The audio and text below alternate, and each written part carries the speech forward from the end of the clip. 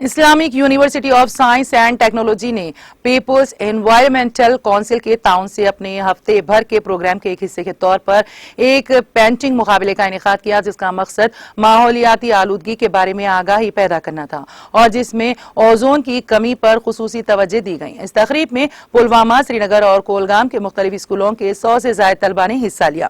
University کے registrar professor Naseer Iqbal نے طلبہ کا والہانہ استقبال کیا اور ماحولیاتی تحفظ کی اہمیت پر زور دیا۔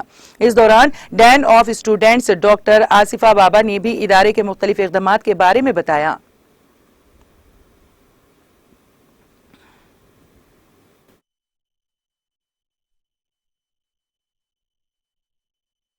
سے جو اوزون ڈے کی انوگریشن ہم نے 16 کو آلریڈی کی تھی، اور اب یہ پینٹنگ کمپٹیشن میں ہم نے ڈفرینٹ پرائمری اسکول اور سیکنڈری اسکول بچوں کو بلایا تھا، اور انہوں نے اپنے ہنر کا پیپر پہ اتار کے پینٹنگز کی، اور تھیم ہمارا یہی تھا کہ اوزون ڈپلیشن ہوتی ہیں اس کو کیسے روکا جائے۔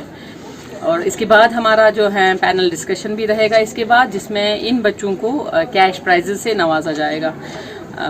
یہ جو سارا پروگرام ہے اوزون ڈے کا، یہ منسٹری آف ارتھ سائنسز سے اسپانسر کیا گیا ہے۔ انہوں نے اس کو فلی اسپانسر کیا تاکہ ہم اس میں ڈفرینٹ ایکٹیویٹیز کریں اور ہم اپنے جو ماحول کو آلودگی سے بچائیں اور اوزون ڈے ڈپلیٹ ہونے سے کم ڈپلیٹ ہو۔